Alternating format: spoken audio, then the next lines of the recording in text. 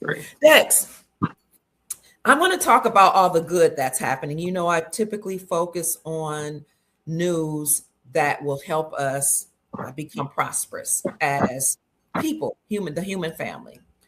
But before I talk about what we can do to make sure we have wealth for our families and our posterity, meaning our future generations, can you let me in on what's going on in the global markets? And we talked about, real estate, rare earth minerals, precious metals, the automobile industry, all of the markets. And you're going to talk, so you're going to introduce another phenomenon that most of us haven't heard about as it relates to the world markets. What is going on the world stage that we need to pay attention to? Well, currently the world is de-dollarizing, right? Everybody is Mm, fleeing the dollar. okay. So over the last 80 years, the world has been the U.S. dollar has been the world trade currency. So every Mm, country, whenever they want to do trade amongst each other, for example, if China wants to buy from Japan, they've had to use the U.S. dollar. That creates a strong connection to the U.S. for all of the countries that are using the dollar, and it has been weaponized by America, right? So if you go against the U.S., they will sanction you, right? They will hold mm, your money, and you will not be able to access that money. So a lot oh, of countries are now fleeing the dollar. They're actually selling their bonds, right?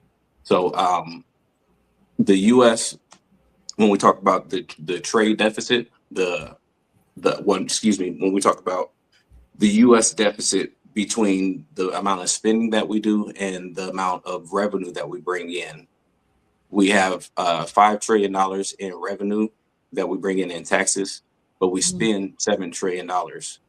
So there's a $2 trillion deficit.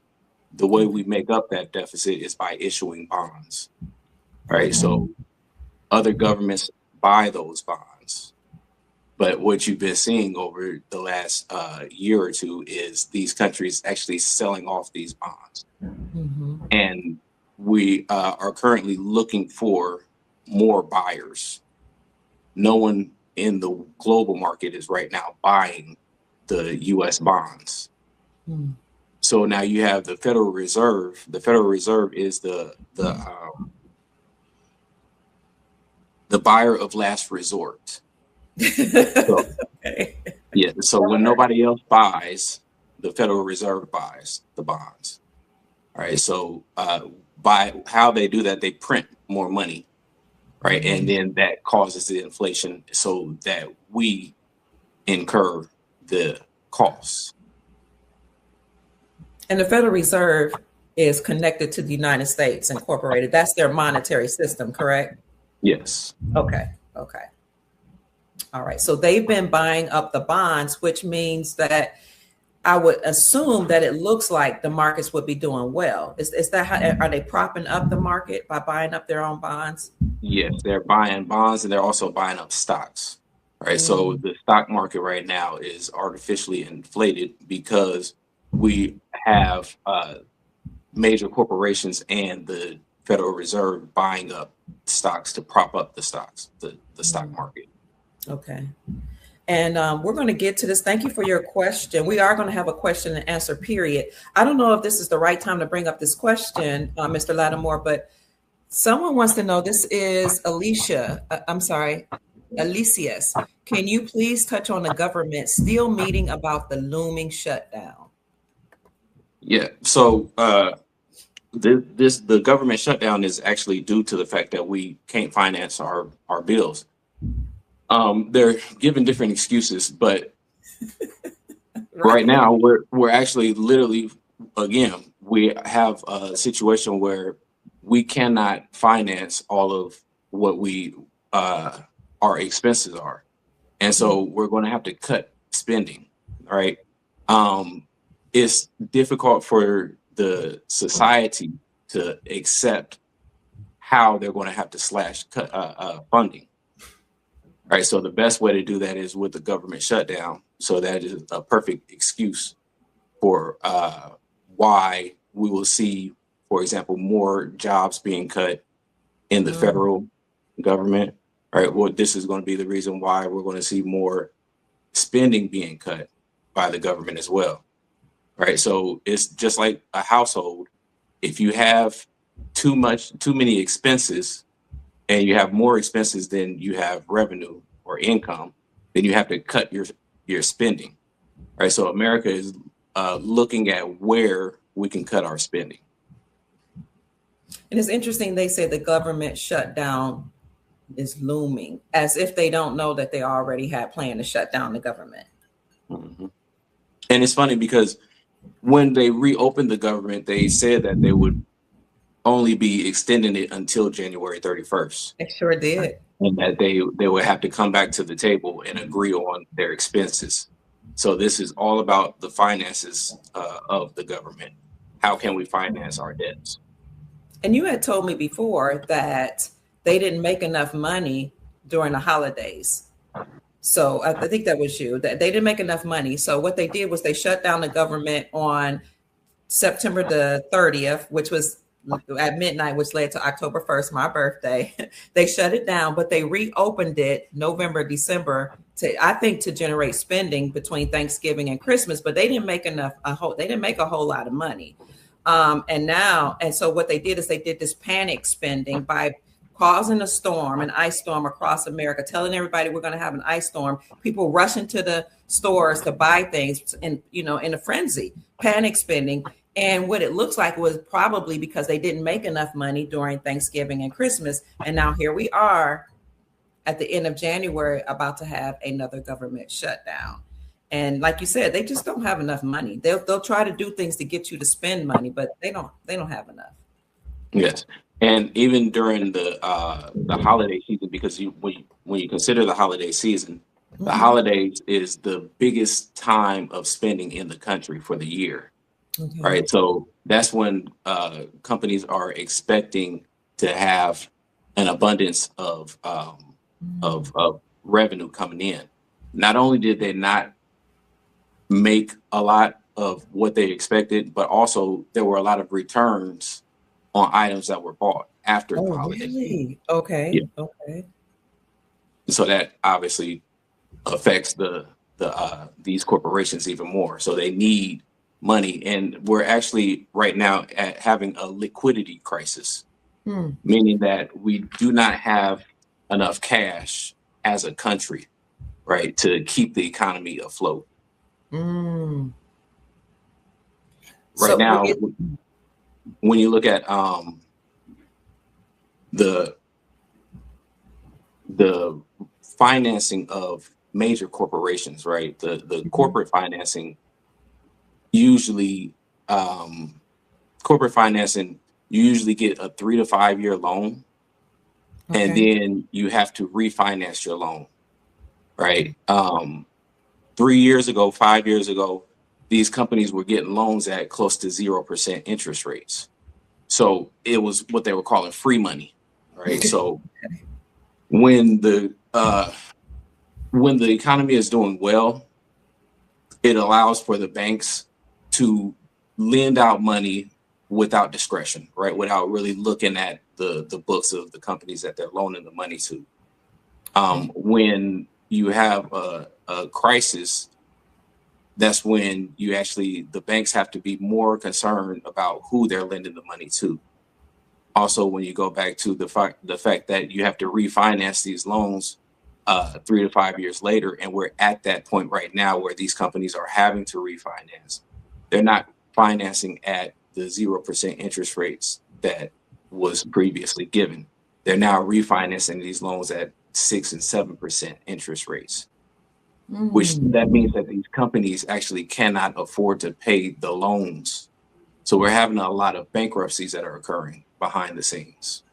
Is this why we've heard some rumors about, and it might be true, might not just be rumors, about Amazon laying off tens of thousands of people, and I think UPS even?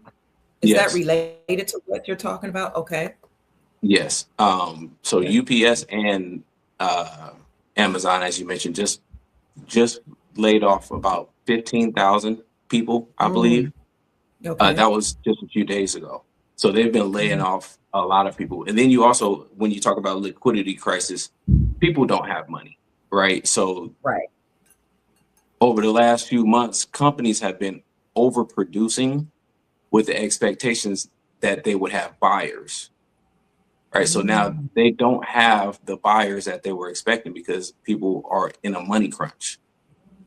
So mm. the first thing that you do as a company when you have oversupply and you can't sell that, you start firing people to cut your expenses. And so companies are cutting their expenses by laying people off. Okay. Okay. Whew. Okay. So we talked about, the bond market somewhat. Someone wondered, is it a good idea? I don't know if you give this type of advice, but is it a good idea for people to buy bonds in order to diversify their portfolio? It is a strategy that most financial advisors give. In fact, Okay. the vast majority of financial advisors will say to invest 60% in stocks and 30%, or excuse me, 40% in bonds. Mm, But right now, this year and last year, they've actually, for the first time, been advising people to invest in hard assets, gold and silver. okay. So, in fact, this is a time where people are not buying bonds. So, I Mm. would be leery of the bond market. And if you do invest in the bond market, you should study it thoroughly. That's something you told me a long time ago when I asked you, what should I invest in? This is when I was first thinking about gold and silver. You said, first of all, you have to invest in what you understand. So study. And then you said, invest in what you can afford. So always look at your budget and see what your budget allows. So I'm glad you said people need to study the bond market before they just dive in. Absolutely. Yes. So go ahead. We're going to say something. I was going to also mention the yen carry trade. So, you have a lot of investors have been investing in the yen, the Japanese yen, because their interest rates have been close to zero for the last 30 years.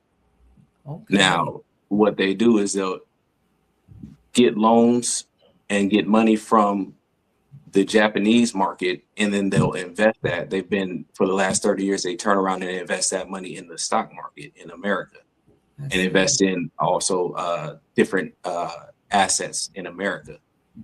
Well, last year, and this been continuing on this year, Japan has been increasing their interest rate, right? So that uh, decreases the strategy. I'll say that the Mhm. companies have been having, and the profitability of the companies buying into the U.S. market. So now you have a lot of investors, foreign investors, that are pulling their money out of the US stocks and investing it back into Japan and also into other countries.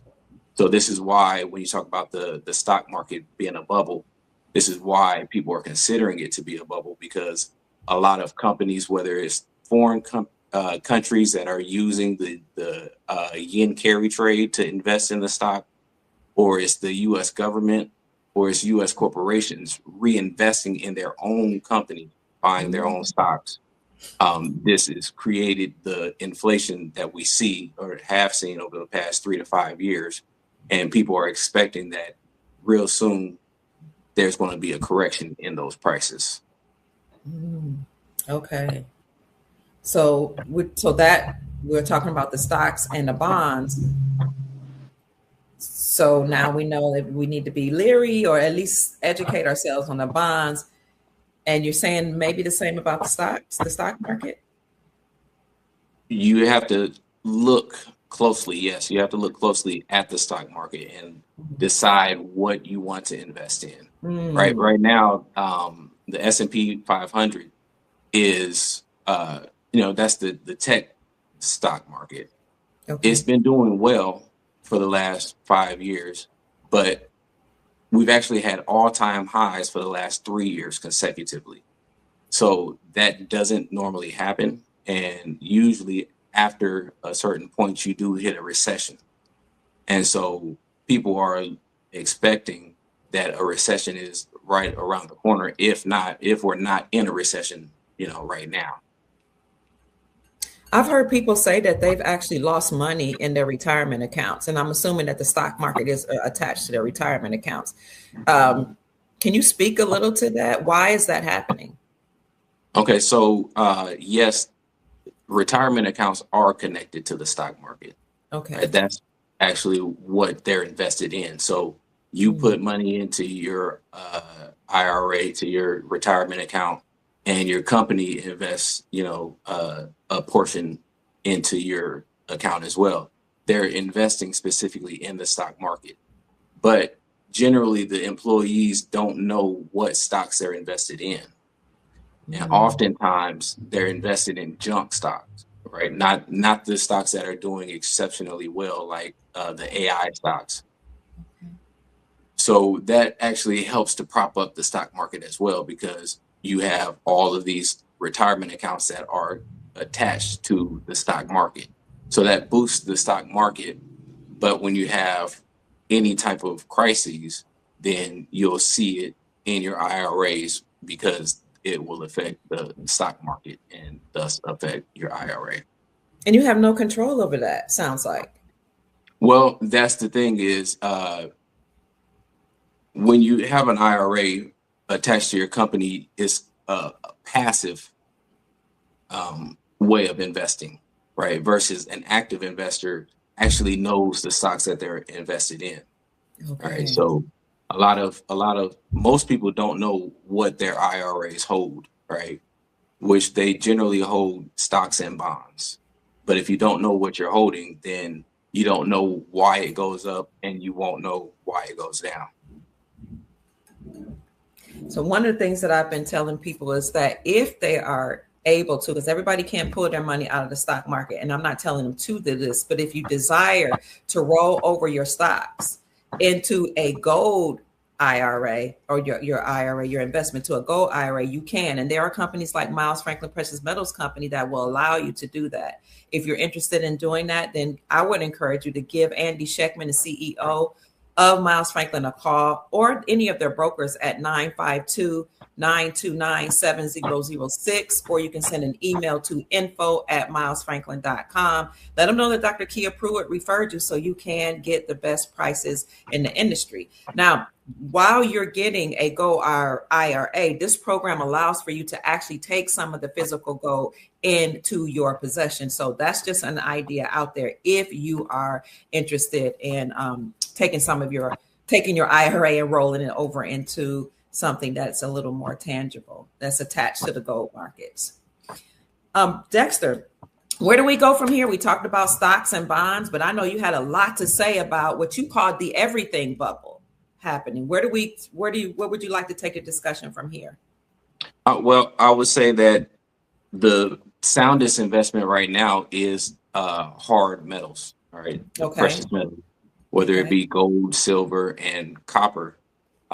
As we see, the copper prices have been going up this year substantially. Not only are they Um, going up, in many places you can't even find it. They don't have any copper available. because there's a run. Everybody's running to the precious metals. And Mm. again, financial advisors almost never, for the last 30, 40 years, almost never advise their clients to invest in hard metals, right? Because it does the economy well for everybody to be invested in the stock and the bonds, right? That's Okay. where Okay. everything moves up. And then when you're invested in hard metals, that's secure for you, right? As an investor, that's a secure way of knowing that your money actually has value. So Mm. now, right now, everybody, I won't say everybody, but a lot of people are fleeing outside of the stocks and reinvesting at least a portion or a percentage amount into gold, silver, and copper. Mm. So that would be the sound investments that the people are flocking to currently. Now, why metals? What's so significant about metals like gold, silver, and copper? Well, they have a store of value, right? Okay. We know the value that they have, right? We Mm, know that they have practical use versus Bitcoin, for example. No one can tell you right. the practical use for Bitcoin. They say, okay, we have Bitcoin mining stocks, but who mines Bitcoins, right? And how Mm, can you use them practically, right? It's a financial instrument that was created similar to the dollar, and the attachment to the Bitcoin is your imagination, but it's not attached to anything aside from that. mm, mm. Okay. So hard assets. And then you said something to me earlier. I think it was either today or yesterday. You said if you don't hold it, you don't own it. So Absolutely. we talk about Bitcoin, we talk about stocks and bonds. Those things they have value, but you know what value silver and gold have, and you own it when it's in your hands. Absolutely. Hmm. Also, it's actually a good time to look into the housing market, right? Because we've Mm. actually been seeing a deflation of the housing market over the Okay. last year. So, had the housing market hit all-time highs a few years ago. They were at ridiculous prices because we had foreign investors, we had corporations buying up all of the houses, which skyrocketed the It housing did. market, created Hmm. created the scarcity, as well as the immigration. Right, we had tens of millions of new immigrants come into the country Right. over the past few recent years. Um, they have been since deporting a lot of uh, people, and this is causing the housing market to cool down. So we've been seeing, if you look at what's the on Zillow, for example, they said about half of the houses on their market have taken decreases over the last year. So if you look on Zillow, you'll see like 10%, 20% decreases in the prices, and Mm. that's expected to continue. So we heard that before about a housing bubble. Now, what does that mean exactly? Is that what you just explained? Yes, if you remember the housing crisis in 2007, Hmm. right, when the housing market crashed, right, it dropped the prices substantially, right? But that actually meant that a lot of people lost their wealth because in America, most people's wealth is stored in their house, right? It's tied to their Okay. house. Okay. So Mm. the majority of their wealth is the ownership of the house. So once you lose that house, that means that you've lost a lot of your wealth, if not all of your wealth.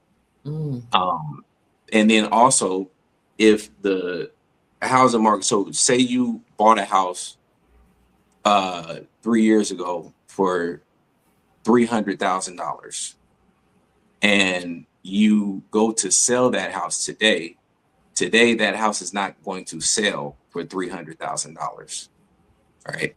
Okay. You're going to have to sell it at a much cheaper price. And so Mm. that means that you're going to take a hit, right, financially. And if for the new buyers, it's good, but for the sellers, it's a problem. Okay. Okay. Speaking of it being good for the buyers, Sister Linda said, yes, the immigrants are losing their property now due to deportation. Yes. Now, how is that a benefit for Americans, though? Well, you have supply and demand, right? Okay. So when there's a high demand for any goods, Hmm. then and there's a scarcity, right? So when we're talking about the housing market, for example, if you have an influx of people coming to buy the same amount of houses that we have, then the prices of those houses are going to go up astronomically. Okay. Now, when people leave those houses, the prices are going to go down because the demand goes down based on the fact that there are fewer people that are needing those houses. Interesting, because this is an opportunity for people who have held cash. Yes. Now, that immigrants are leaving those, because some of them had whole neighborhoods, and we pray that they do well in their countries, but they had whole neighborhoods. So there are businesses that are vacant, commercial property that's now vacant, houses, apartment complexes, whole apartment complexes that are vacant. So I would like for you to speak to how, even in the middle of a recession and depression, if you are prepared, you can, and avail yourself, you can actually accumulate wealth. Well, Warren Buffett over the last year has been advising people to store cash, to hold cash. That's Okay. because when a recession hits, when a depression hits, the prices of most goods goes down substantially. Mm. But when you have a liquidity crisis that we're in right now, for example, where most people don't have cash, then those who hold the cash will be the buyers, and you can buy things for pennies on the dollars. So even the stocks, right now, I would say don't or be leery about investing in the stock market, the AI Mhm. stocks, I'll say in particular, not Mhm. the stock market as a whole, but know what you're investing in, and then give time for these stocks that are high priced to correct, because Mm. there will be a correction, and you'll be able to invest in these stocks at pennies on the dollar. Very wise, because a lot of us are trying to get rid of the USD. We've heard information. I've said it even, that the BRICS nations, Brazil, Russia, India, China, South Africa, and all the nations that are attached to the BRICS bloc, they have stopped trading with the USD. So some of us are like, well, let me get rid of this United States dollar, which is collapsing, is declining in value. But I hear you saying that Warren Buffett, and you as an economist, also suggest that you hold on to some of the cash so that you can buy up assets like houses, real estate, land, some of these commercial properties that are now vacant due to the immigrants being deported. Very, Yes. very wise. Very, very. We'll talk about that a little later, about what your portfolio should look like. So I wrote down there that cash should be part of your portfolio. But before we go into that, what else would you like to talk to us in terms of the everything bubble? I just think that's a very fascinating asset. Well, just that Concepts. everything Very fascinating is, concept. everything is tied into each other, right? When we talk about the AI uh, stocks, all of these companies are investing in each other, right? So I sent you Okay. that picture where you have NVIDIA is tied to OpenAI. OpenAI is tied. They're all taking the same money. Uh-huh. So what is it? Which one is it? Open AI, that one? Or Yes. Shadow? Okay, Open AI. I'll bring it up. Family, if you are enjoying this conversation, we have Dex Lattimore, who is an economist, and you have a business. You have a degree in international business. Is that right as Yes. well? Yes. A Okay, concentration in international business. a concentration in international business. This is who we have on our show. If you're interested, he is working on a book. If you're interested in supporting his work, you can send a donation to $Dex Lattimore, and we'll show you where you can find his work. So I'm going to bring this up for you, Mr. Lattimore, here. This is the right one, the right image?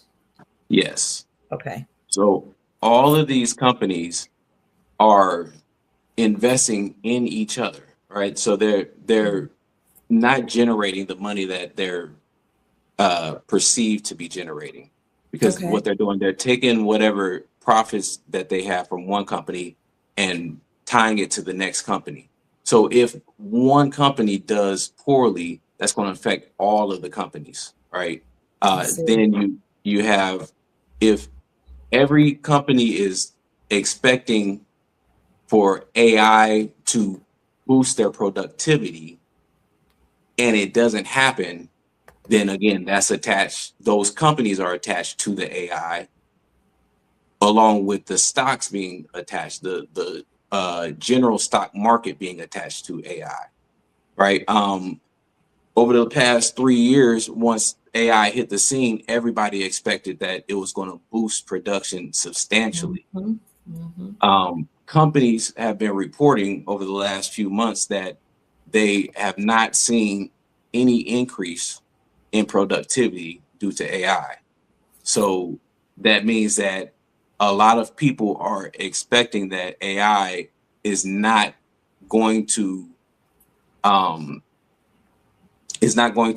produce the outcome that they were looking for, Wow. right? So if everything is tied to AI, if our stocks are tied to AI, if companies are tied to AI, and the expectation of productivity in the country is tied to AI, then we need for AI to do well in order for our economy to do well. And if it Mm, doesn't, then we can see a crash, and it could happen as early as this year. wow. Okay. Do you want me to You go into the also next? Go ahead. Go No, ahead. you also have shadow banking, right? Okay. So when you look at um, the banking institutions, you have the regulated banks, and then you have shadow banking or financial institutions where the typical bank has to follow regulations, very specific regulations and rules in order to loan out money, for example. Now you have shadow banking or private credit companies or institutions where they are low risk credit. So the banks will loan money to the shadow banks or Mm, to private companies, the that's private my credit. first time hearing of this. Go ahead. Yes. So Okay. now the shadow banks, though, they're low risk, but they loan money because they have less regulation, right? They don't have to abide by the same rules as the banks. So they take money and they invest that money. They loan that money to more risky companies, right? These more risky companies, they call garbage corporations, right? They are very high risk, and we've been seeing over the past maybe 4 or 5 months, we've been seeing a domino effect occurring in the shadow banking where they loan money to companies, and these companies have been going bankrupt, right? So you have a company called Tricolor, you have First Brands, you have Sonder Hotel, you have these companies have declared bankruptcy over the past few years, over the past couple months, and that's an indication uh, in the financial markets that there is a lot of turbulence in Mm, the finance industry. Now, much of these companies, these private credit companies, are financing the AI revolution. Right? So they've been pouring a lot of money into AI and have not been seeing any results, as mm, well as they've been practicing unsound financial practices. Right? For example, what First Brands did, they went to a company and got a loan, right, with collateral. They said they have $40 million in collateral, for example. Well, they didn't just go to one financial institution. They went to a plethora of financial institutions and pledged the same collateral. So mm, now what happens if you have 10 institutions that are expecting that if you default, they can come and collect your collateral? If they're all expecting to collect the same collateral, they obviously cannot. So you then had First Brand declaring bankruptcy because they could not pay their debts. Right. So all of the banking and all of the AI is connected to each other, mm. and it's again a lot of money being pumped into the markets, into the financial institutions, and the bill is coming due, and nobody has the money to pay these bills. And what happens if they don't have the money to pay the bills? They go bankrupt. Okay. So again, a lot of these companies have gone bankrupt. Apollo is another company that is a private credit lender. One of the companies that they lend money to just reported that they lost $140 million just Wow. a few days ago. So again, these companies are really taking it on the chin because they're not able to uh, receive the money that they lent out. Which means they're going to continue to lay people off. Yes, and Okay. we're going to very possibly see the correction in the stock markets where we see a crash in the stocks, kind of What like is that? Kind of like what? the dot com bubble. And I was going to ask you that. That leads me to my next question. What does it look like when the stock market collapses? Well, the prices go down substantially, right? We Okay. see 40-50% decrease in the prices in a matter of a few days, few weeks, or a few months. And then it takes years for the stock market to catch back up to where they were when they hit their highs. What happened during the dot-com bubble? During the dot-com bubble, every company attached .com to their company because everybody was expecting that the internet was just going to, take over the world and change things and make things so much more productive, which it did overall, do well for the world. But all of the companies, just because they added .com didn't mean that they were a productive company. So we saw thousands of companies go bankrupt and their stocks go to zero because they did not have anything, any value. And so in the beginning, immediately people is as long as you saw .com at the time, you thought that the company was going to do well.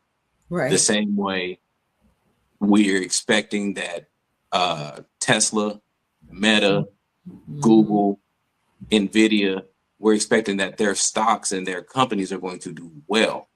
But the question is, Microsoft, for example, Microsoft's stock shares have gone up over the last 5 years substantially. But can we say that Microsoft software is any more productive than it was 5 years ago? No, I don't think so. Generally not. Okay. Right. So even Google or Meta, Facebook, is not actually increased in productivity. It's not increased our standard of living. Right. So at some point, people are going to revalue the companies and they're going to also pull their money out of these stocks and invest it into something else.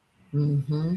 Now, this is the reason why we're seeing the skyrocketing in the gold and silver industries and the precious metals because people are fleeing the stock market because right now it's very turbulent, very questionable as to what the future holds for these stocks and the bonds.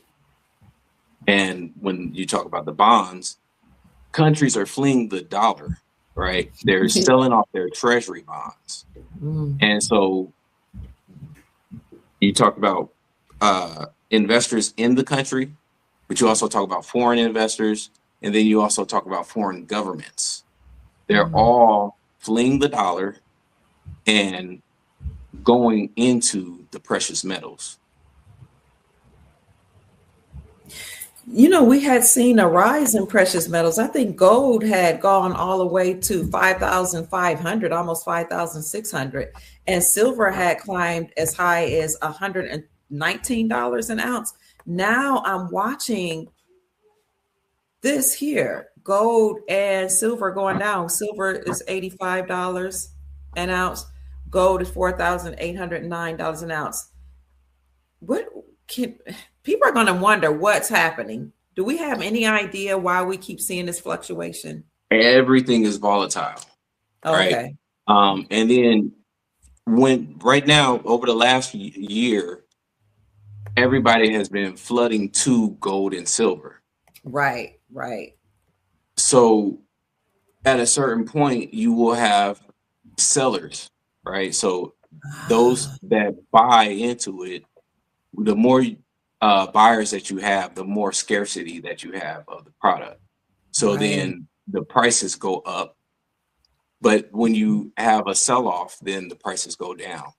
So Mm, people are uncertain about the price of gold because we've not seen this price before. Right? right. These are historic numbers that we're witnessing. So people Yes. are questioning whether this is sustainable. But the Mm, reality is that we're moving into a new financial era, right? Where the dollar is quickly becoming not the is not being used as the currency, the foreign reserve currency of the world, right? So when people flee the dollar, it's the same thing that happened when the British pound lost its status as the currency, right? People mhm. fled that dollar, that currency, and went to something else. Well, what they went to from the pound, they went to the US dollar. Okay. Now people are fleeing the US dollar and going back to gold and silver, which has throughout history has always been uh, the um, what's it The the standard, the yeah, reserve exact currency there you standard. go, the Hmm. standard. That's And why so you we're going see, back to the standard. Go ahead. absolutely. And as you said, the whole world is rushing back towards gold as money. King's World produced this article February 16, 2023. These central banks have been secretively accumulating gold behind the scenes in record numbers for the last 10 years that we know of. Mhm. So now that we see the silver and gold prices fluctuating and decreasing, some people are panic selling. What would you suggest people to do if they see these prices going down like we see today? Buy the dip because Okay. they're not going to decrease too much more, right? Okay. There has to be a correction, right? There has to be a balance out, and so we're witnessing that correction, right? But now, if it's only been 1 year that people have been investing in the precious metals Right. in our lifetime, Mm-hmm. Mm-hmm. excuse me, which that means that more people over this next year and over the next 5 years are going to invest more heavily into the hard metals, as well as more governments. Right? We haven't we we haven't had a time period over the last 80 years where governments bought gold and silver. Mm-hmm. No, they were Uh, saying gold and silver is a relic that it's outdated. exactly, exactly. So that means that if they're now going back to the standard of storing gold as their reserves in their reserves to peg their currency to, right? They're using their gold and silver in their vaults to say that our dollar, our currency, has value tied to it based off of our hard assets. So Mm-hmm.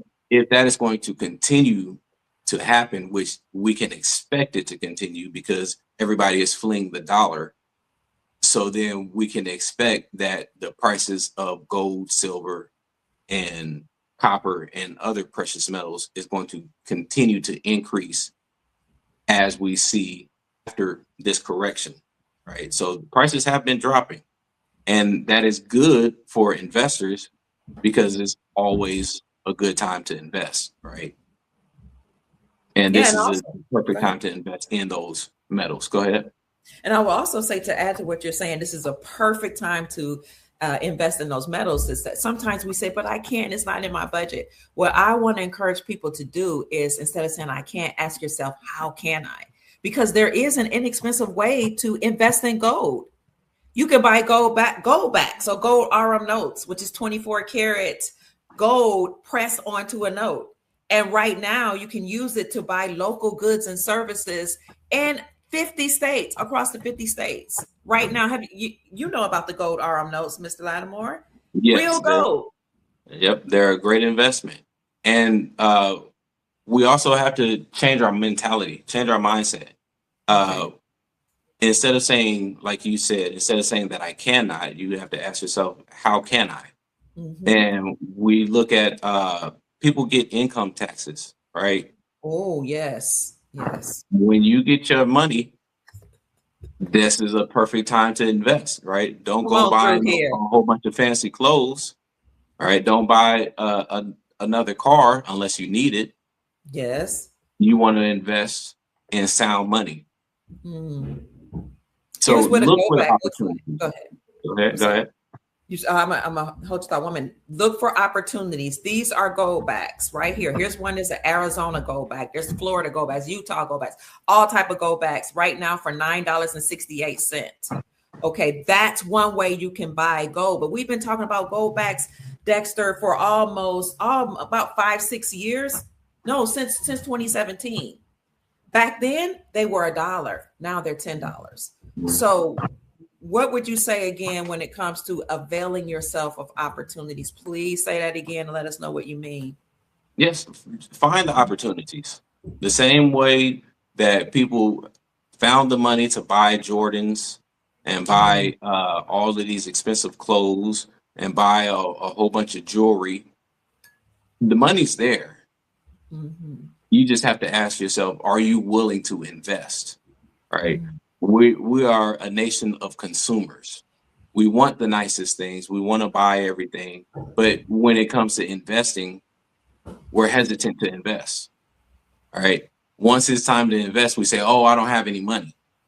mhm. But look down at the pair of shoes that you have on and ask Ooh-wee. yourself how much those cost, or Mm, the outfit that you have, how much did that cost? And if we're mm, able to spend hundreds of dollars on one or two outfits or one or two pair of shoes, then we have money. We just have to change our mentality and become investors and not mm, just consumers. mhm, mhm. Somebody asked, how much would you need of the gold backs? I would say, like Dexter, Mr. Lattimore always says, what you can afford, honestly. Only Yes, you know what you can afford. Go ahead. exactly.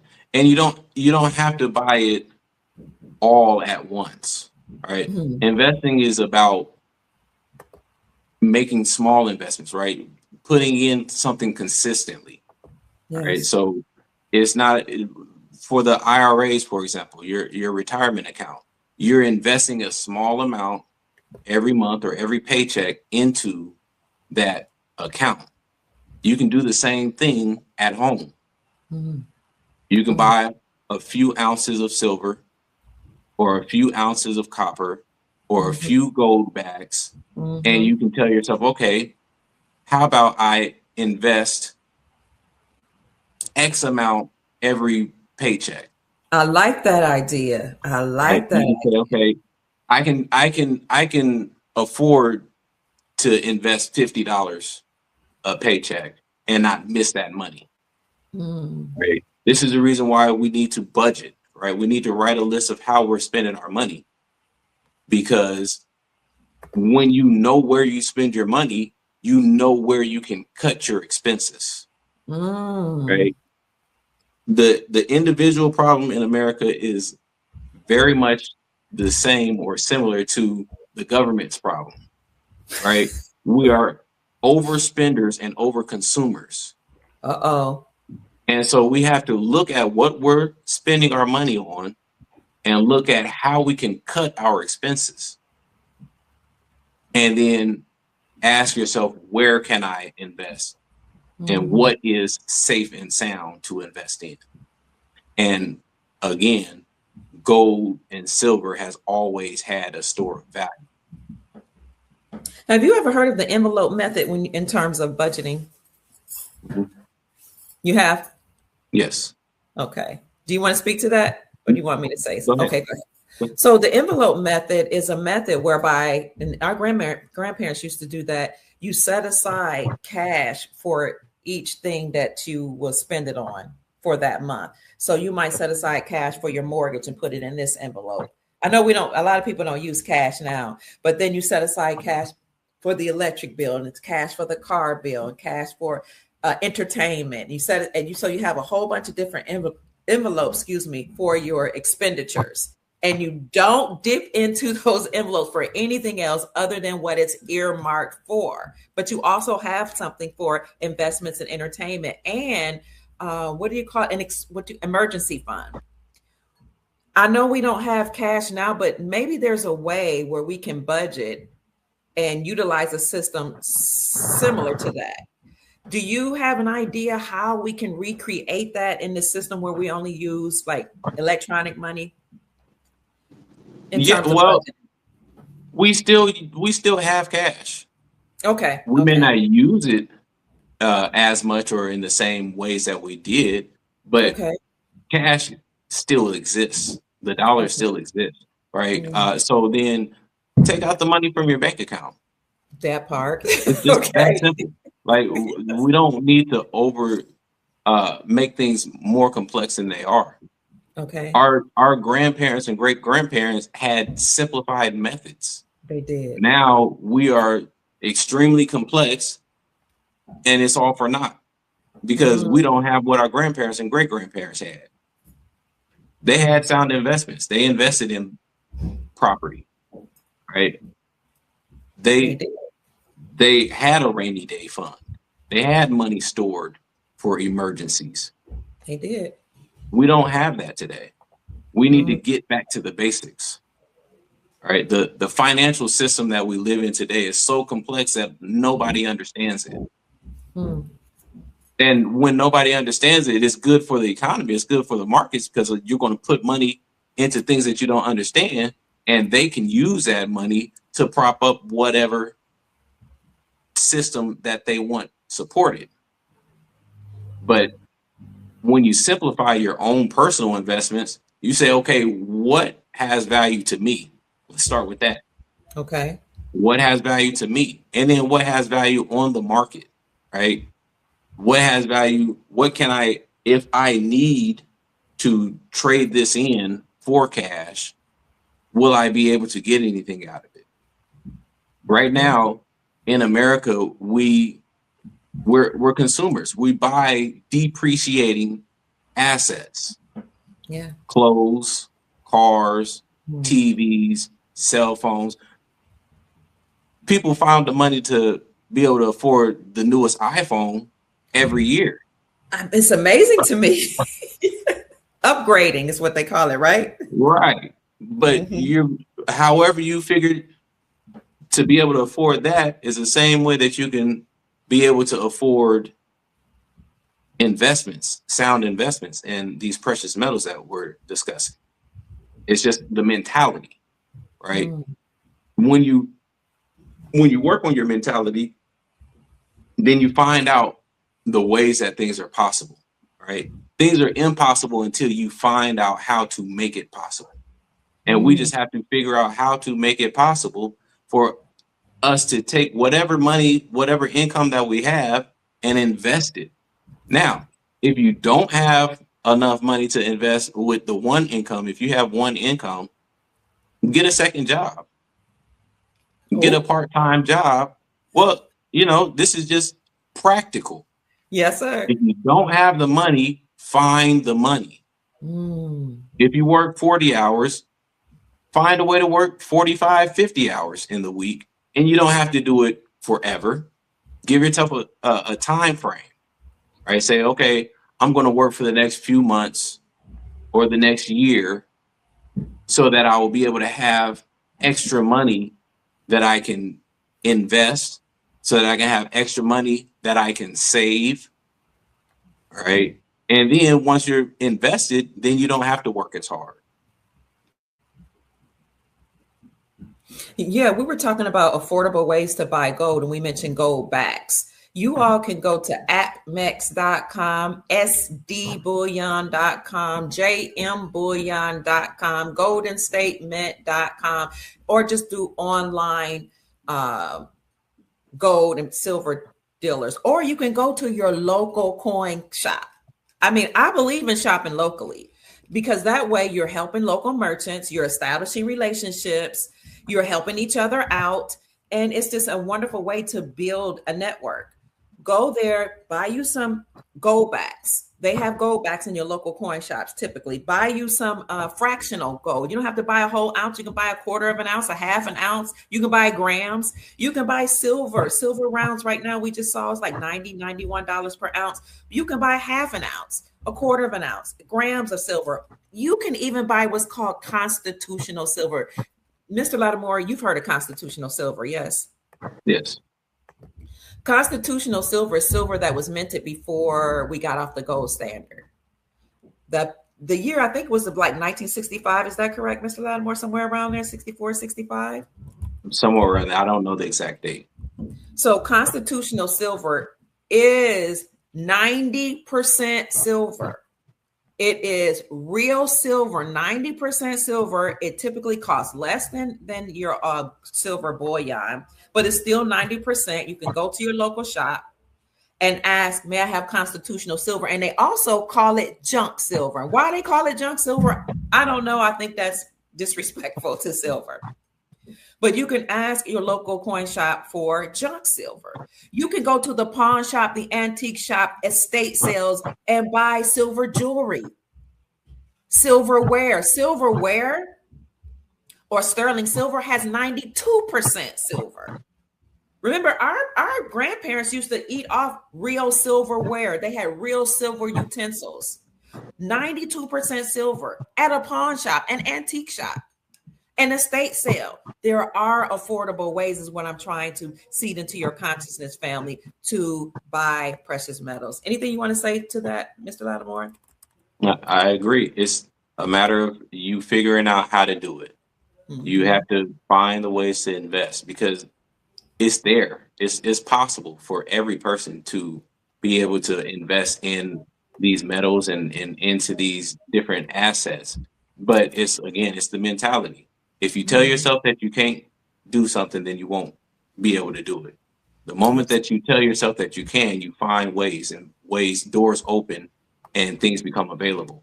And I will reemphasize what you said about going to local coin shops. Yes. Being able to have that person-to-person connection is important. Mm-hmm. Being able to have the communication, right? You have questions, you can actually ask your coin dealers. It's a bit different than if you're calling a company, right, and making orders online. You're not able to ask all of the questions. You're not able to be as thorough as you can when you work in person to person. Mm-hmm. You and I have had that experience a few times where we went to our local coin dealer and had 30-minute conversations, hour-long conversations about what's going on in the markets. Mm-hmm. And they can actually inform you on what's going on in the markets because they are actually very much active in the markets. Before we go any further, family, I just want to say that our show is partially sponsored by Holistic. This is a local shop here. I love their products. You all have asked me, what are you doing to keep your energy high? I gave some to Dexter. Dexter has some as well. He took some this morning. I gave some to all of my children, my grandchildren. Holistic is a wonderful local company, but they ship all over. So what I'm taking right now is my black seed oil with wild oregano. This is phenomenal for parasite cleansing. Now, some people have said things like diseases like cancer and other diseases could stem from the parasites that's living in the foods that enter our body. So when you take a mixture of black seed oil and or oregano, it deals with those parasites. I showed you all on yesterday on my live or the day before where a woman had testified that she actually saw the worms, Dexter, in the stools in her bowels when she eliminated in the toilet. She actually saw. That's crazy. From taking the product. One of our Soul Tribe members here just said that they received their product. I also have just pure black seed right here, oil. And this is good for your hair, nails, and skin. When I went to my nail tech on yesterday, I said, don't cover my nails with polish. I don't want red or blue this time. I just want, give me a clear polish because I want everybody to see my nails are growing and they're very strong. They used to bend and break and twist and chip, but my nails are growing and they're very, very hard. I showed you all this the other day. I'm ecstatic about that because for the longest they were chipping. So she asked me, what are you doing differently? And I told her, the only thing I'm doing is taking black seed oil. And she said, well, black seed oil helps to maintain the melanin in your hair. This is a Vietnamese woman. And it also helps with your hair, skin, and nails, helps them become, the bonds in your hair become stronger, help your skin to become more clear, and it helps your nails to not break. So if you're interested in these products, black seed oil infused with oregano or just black seed oil, also, sea moss, which some of our Soul Tribe families say, ew, sea moss is yucky. But sea moss is good. We have sea moss there. We have honey, raw, I think it's called Manuska honey, raw honey infused with black seed oil. And we also have some raw honey infused with cacao. That's 100% pure chocolate. I bought that for my grandson. I will put that in the description section for you and in the chat. It is simply Honlistic, like honey, HONLISTIC.shop. So they are a partial sponsor of the show, along with Miles Franklin Precious Metals. So I wanted to give them a shout out and tell you all thank you so much for supporting Honlistic. And I'll put that in the chat for you because some of you can't see when I put it on the screen because the writing is so low. All right. And if you're enjoying Brother Dexter, Mr. Dexter Lattimore, it's Manuka honey. Thank you. Thank you. Then please continue to watch the show. Send him a shout out. He's working on a book. If you desire to support his work, he had told me the other day that he was so grateful that some of you were still like expressing to him that you enjoy the information that he shares. Some of you were sending him Cash App gifts and he wasn't even expecting it. So I want to give him this opportunity to express his gratitude, but you can send him a donation to $Dex Lattimore before we continue with the show. Absolutely. I've appreciated the support from you and from your audience. It's been great to have the support. And like you said, I didn't expect it. I just wanted to come here to give the information that I have because a lot of things are going on in the markets behind the scenes, and it can become a bit complex to understand these things. And I just wanted to be able to break down some of these things. But it's always an honor to be able to receive support from you and your audience. So I definitely appreciate all of you for that. It's a great pleasure. The Soul Tribe we do what we can to help each other. Go ahead. Were you going to say something? No. So the Adept Moore said it's called Manuka honey. I always call it Manuska honey. I apologize for that. Thank you, Adept Moore. If you all missed the show that we did yesterday, please go to my Dr. Kia Pruitt channel on YouTube because the Adept Moore, Coach Bay, came on the show and he talked about the relationship between fitness and finance. It was a great show. He is a scholar. Like you could tell he's been to college because he had slideshows. He had all type of references to support his claims. He read from abstracts and research papers, scholastic research papers. He wanted you all to know he knew his information. I really appreciate the show that he did on yesterday. Thank you, Adept Moore. We appreciate you. And if you missed that show, family, let me show you right here. You can go to the Dr. Kia Pruitt channel. There are many copies of my channel, okay? People that's just mimicking me, but my name is at Dr. Kia Pruitt Official, but it is the Dr. Kia Pruitt Show. You see the video section shorts. We go to the live section and you'll see we did a show here, the relationship between fitness and finance. I hope you all can see that. Yeah. It's me with my flexing my arm in my red outfit because I've been working out, trying to get ready for this new season. All right, Mr. Lattimore, we've talked about silver and gold, stocks and bonds, real estate, but we haven't talked about rare earth minerals. What should we know about rare earth minerals? Like who's producing them, who has rare earth minerals, whatever you want to talk about as it relates to rare earth minerals. Well, China is the main producer of rare earth minerals in the world.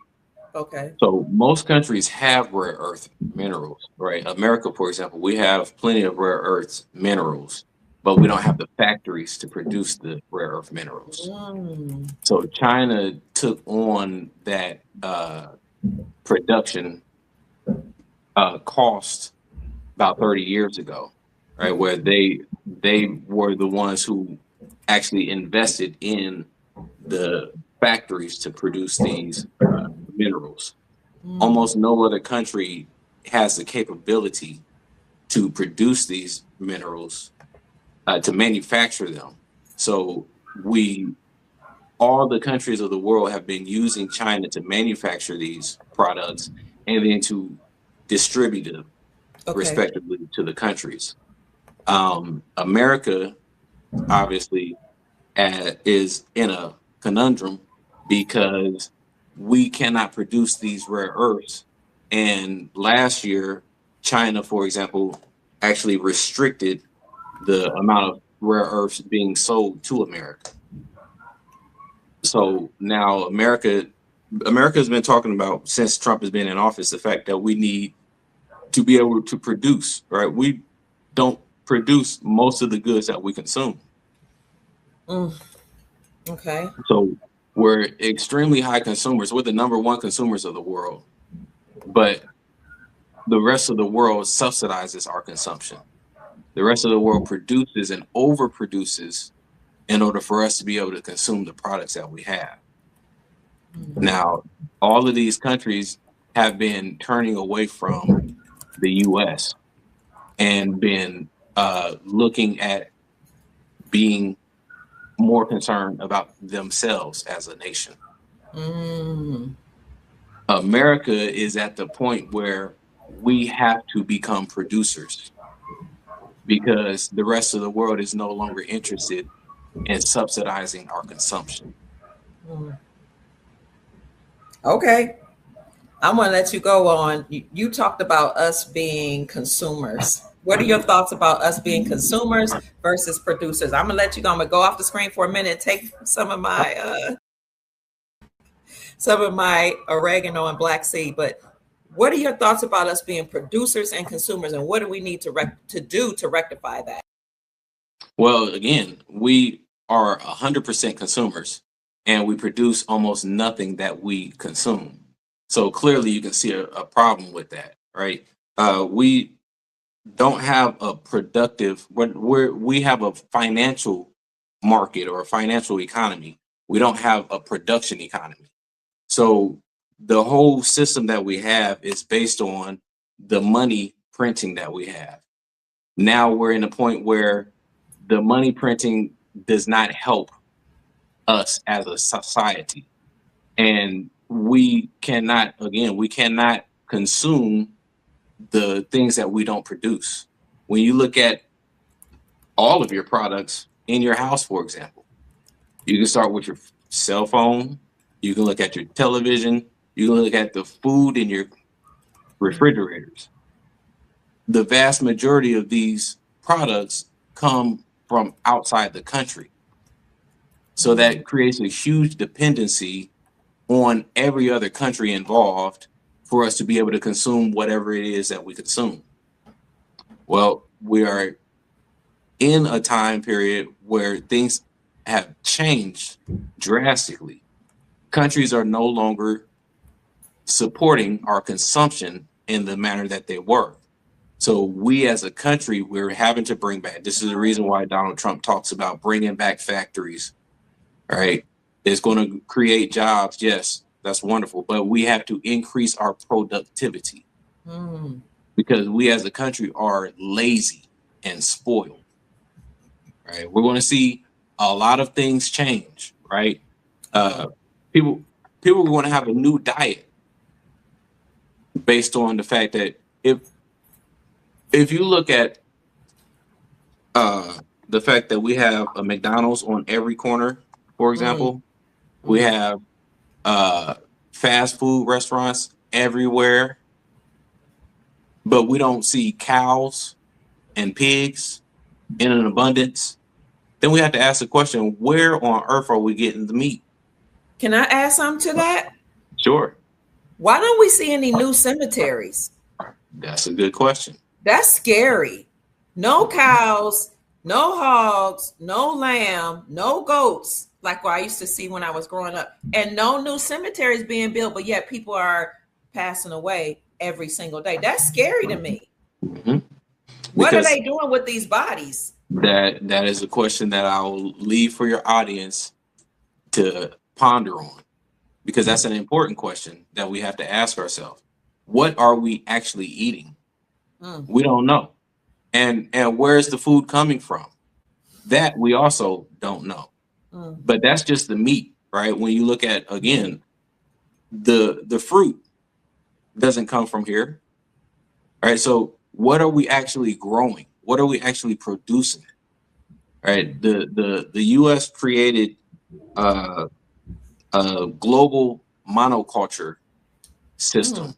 where every country produces one or two things. Right? We produce soybeans Mm, and corn.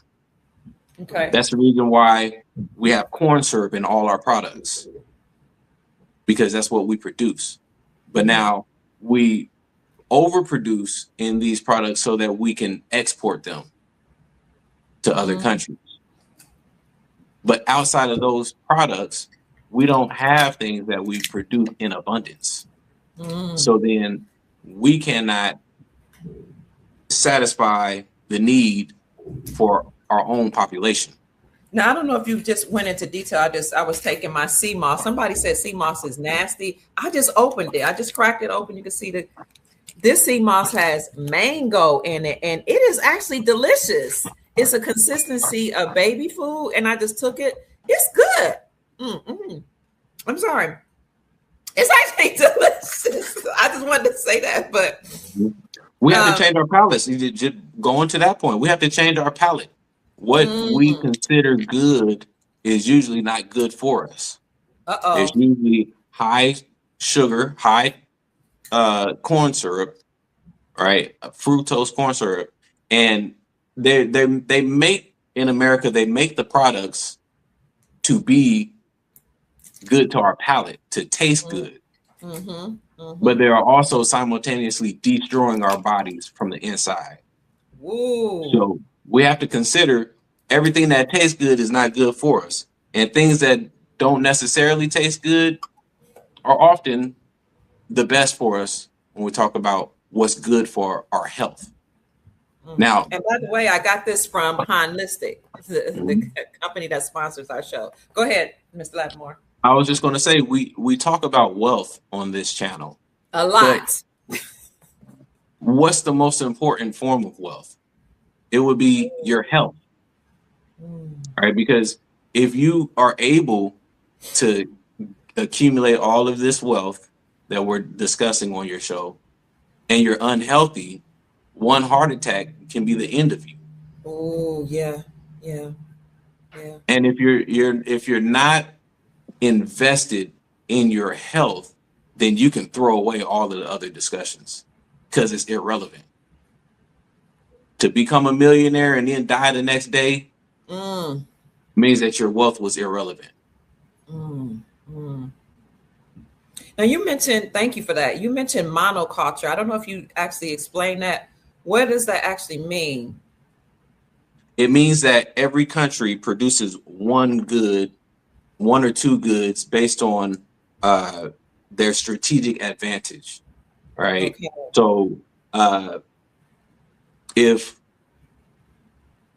Italy can produce wine at a high level, but they don't uh, produce corn, right? If their country's not able to produce corn in abundance, then they're not going to produce corn. They're only going to produce wine.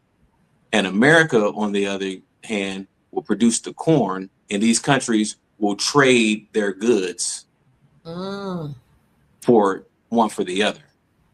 Uh, the Banana Republic, right? All of these Latin American countries that produce bananas as their main exporting product, they generally do not produce other products aside from that one product. Ukraine produces wheat. So most of the world gets their wheat from Ukraine. Most of the world gets their soybeans from America. Most of the world gets their bananas from the Banana Republic, right? But no country is producing all of these goods for their own consumption. They produce one or two that they have the most strategic advantage in, and then they export that and they import all of the other goods. I'm wondering if President Trump is trying to change that, because under his first administration, he created the USMCA, United States, Mexico, and Canada, which was a trade agreement between these three nations. Do you foresee him trying to do what he can to eradicate that monoculture culture or system? Yes, I believe that it's really inevitable. Okay. Because again, if we have trade wars, which we've been having over the last year, then we become very vulnerable. Any country that decides that they don't want to export their products to America, that means that we can easily have a crisis, like not just the food, but when you talk about semiconductors, for example, we had a semiconductor crisis a few years ago because Taiwan is the only country that was producing semiconductors, or the main country, the number one country producing. And when they had whatever occurred in their system that occurred a few years ago, it put a shock into the American system. This is the reason why the used car prices exploded over the a few years ago, because when you're dependent on one country for anything, if they have any problems or if they cut you off for any reason, then you are extremely vulnerable. I love the way you did that. That's a perfect segue into the automobile collapse. Because we've been talking about the everything bubble. Okay, monoculture. So you had one particular country that were producing the semiconductors, and that led to, you were saying, the automobiles, the old automobiles, what do you call it? Used cars. The prices exploded, and that was like 2023. Yes. My car that I bought for $17,000 is now only worth $9,000 today. Exactly. Because 5 years ago it was worth $9,000. But when we had the shortage, the semiconductor shortage, it went from 9,000 up to 17,000. Because again, there's scarcity. Prices is all about scarcity of goods, right? Supply and demand and scarcity. There's not an infinite amount of resources. There's a finite amount of any resource that we talk about. So then when people need that resource, the demand is high and the supply is limited, then the prices of those goods are going to go up. Right? So when they said we have a semiconductor problem, that meant that we could not produce cars at the level that we wanted to be able to, or at the level of demand. So then that means that the prices of all of the cars that are already on the market goes up, because there's still a high demand for cars.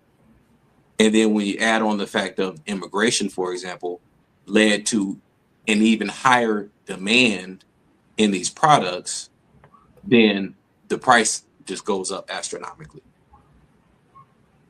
But now, fast forward to today, car companies are having a real problem selling cars. There are no buyers. That's true. And that's in nearly every market right now. There are no buyers. There are sellers. You talk about the housing market. There are sellers.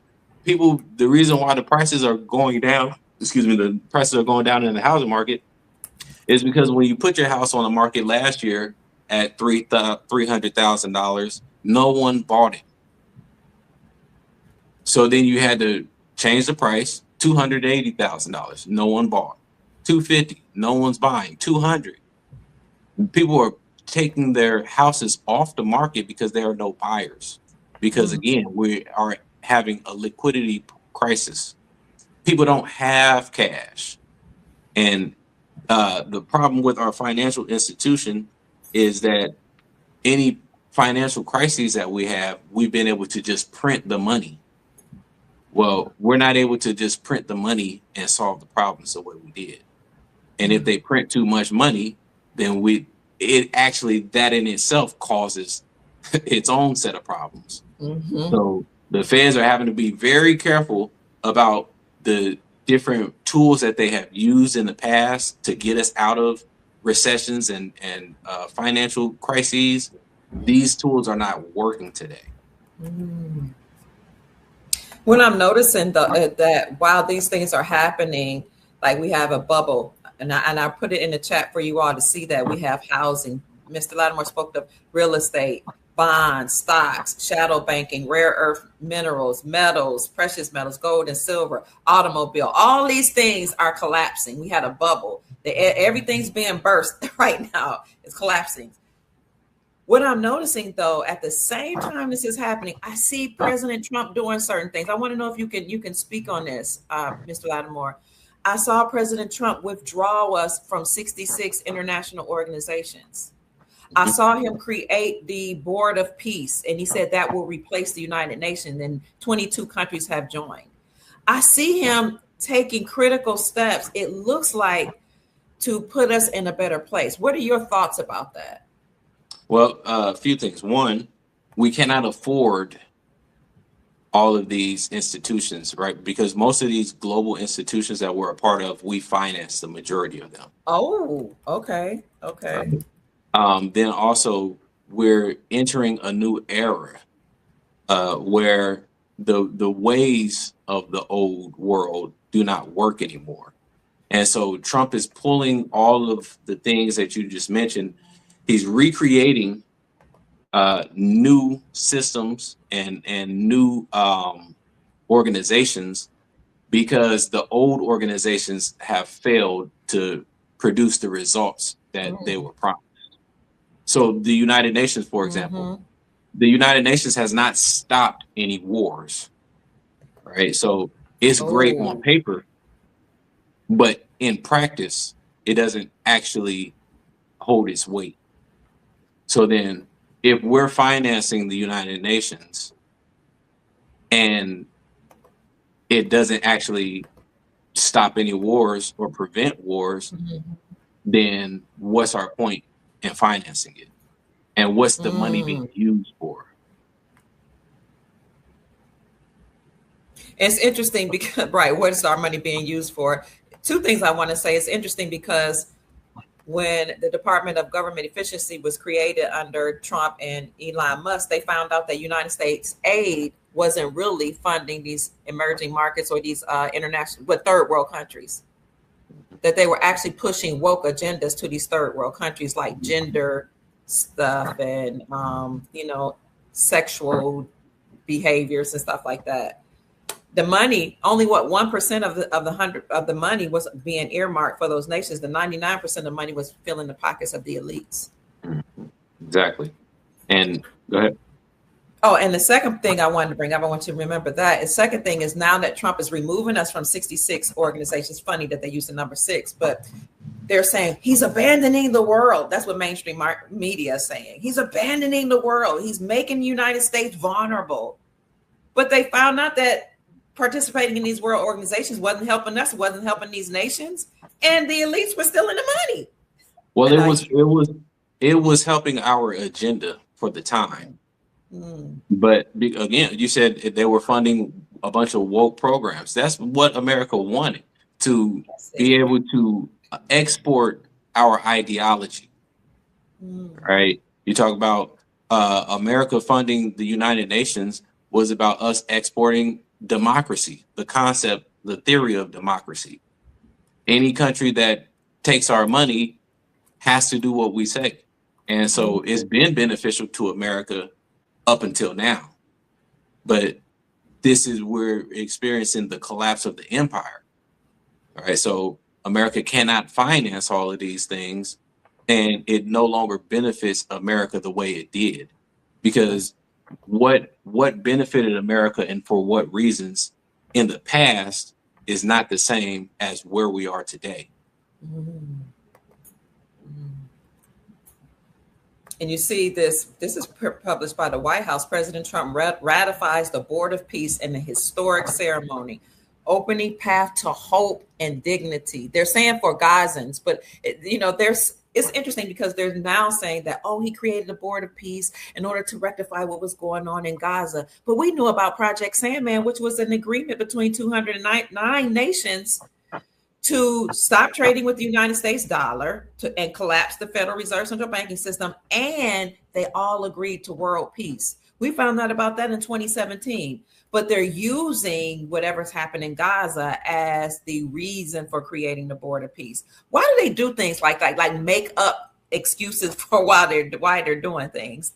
To be able to rationalize to the general public what's going on, and for the people to be able to understand and consume the information.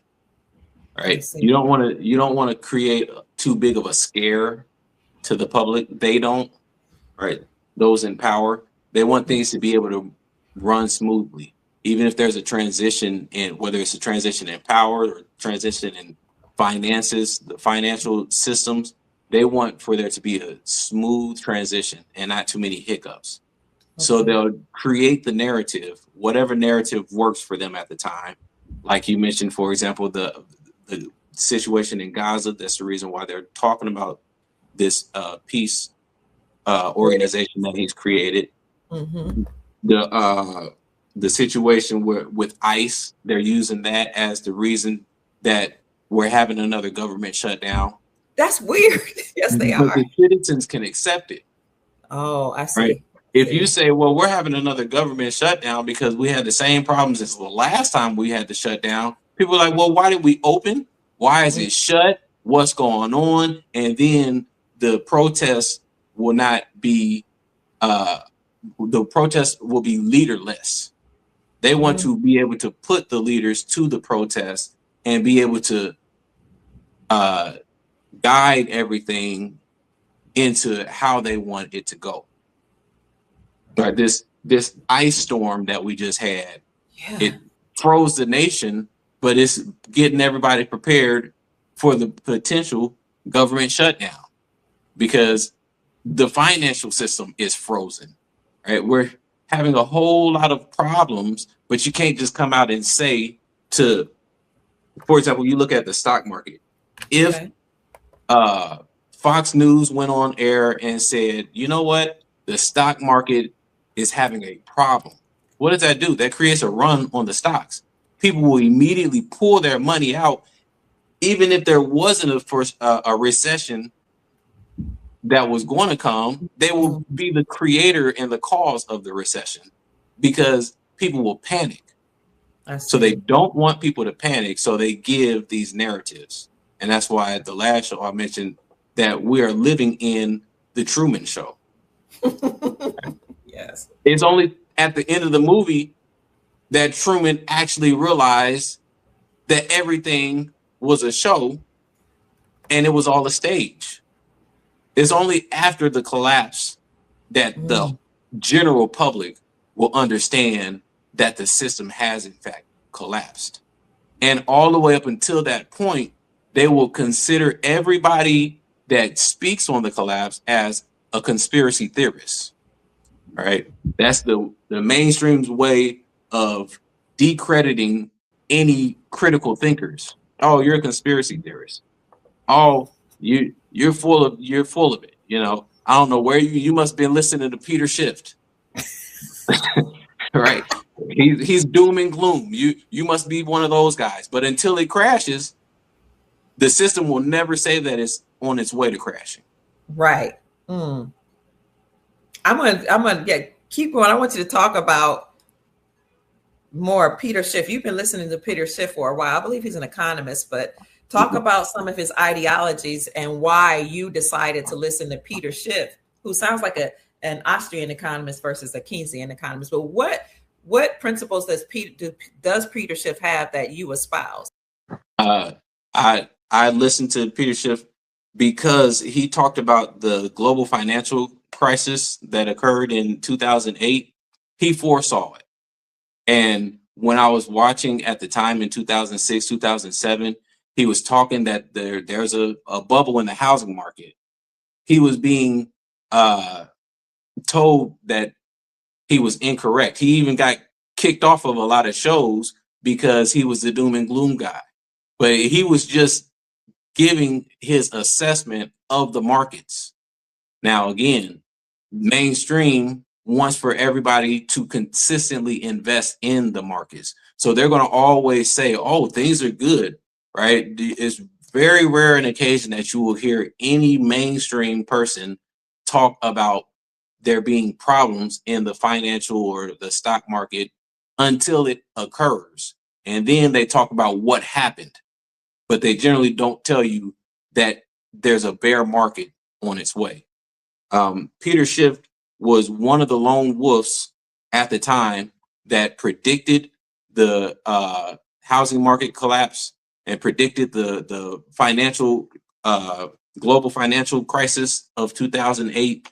And he also was encouraging people to invest in gold at that time in 2008. And it's only been up until last year where other financial advisors have actually been promoting gold and silver, and he's been doing this for decades. Mm, mm. You have shared so much. And if I could recap, I would say we talked about the housing market, we talked about real estate, rare earth minerals, gold and silver, the automobile industry. You talked about the banking. What was that new phenomenon? I never heard shadow banking. Mhm. All of these things are seemingly attached to the United States dollar. Yes. And all of this is attached to the United States Incorporated, that empire that was a huge empire. But Yes. Babylon is falling. Mhm. Babylon is falling. Babylon is falling. We sang it in church. Babylon is falling. On the one hand, they're saying it's doom and gloom, but for us, the soul tribe, the human race, this is a time to rejoice if we avail ourselves of the opportunities and prepare. Yes. What are your final thoughts as we wrap up the show today that you want to leave the soul tribe? Well, you got time that you want to leave the soul tribe with, Mr. Sure. Lattimore, Final economist. thoughts are to Okay. research what it is that you want and what you want to invest in. Look at look at this year. We're at the beginning of the year. Right? People need to write a plan for the year, right? Write up their budgets. People need to look at where they're spending their money and to find ways, new ways to be able to invest. If you are not invested now, this is the time to invest. It's an excellent opportunity for people to invest because uh, you have a lot of bubbles, and a lot of these bubbles will burst. Right, the bubbles being inflated, right, consistently getting bigger and bigger, but without having more productivity. So Mm, when we see the deflation, then this is the best time to buy. All right. When you talk about the 1929 stock market crash, prices went straight to the bottom. Now, a lot of people lost their investments, but then there were new buyers at the bottom. mm, We are entering a time period where we're about to hit rock bottom for these companies. And now there are going to be companies that have practiced sound business. They will do well. They will continue to do well. But those that did not will see corrections. All right. So this is the best time in our lifetimes to invest. Also, like you mentioned, we're witnessing the collapse of the United States corporation, right? And so things are about to are changing. They are changing, not about to. They are changing, and they will continue to change. We're in a transitional period. Mm. right? You talk about 50 years ago, the CEO to employee ratio of the earnings were about 30 to 1. Now they're like 300 to 1. So Wow. the CEOs are millionaires, hundreds, of millions of dollars that they're receiving, and they're still paying minimum wage. Mm. So that is one of the things that I'm expecting will change, because all of the money that these CEOs have, they have more than they need, right? And a lot of it is invested in the stock market. Right? And it's Mm. hard to pull out your money from the stock market. Right? Most people will not just pull their money straight out of the stock market, because you immediately have to pay 30% in taxes. So people are afraid to pull their money out of the stock market, but the stock market is due for a correction, and people are expecting for a collapse in a lot of these stocks. So this is a perfect time to invest.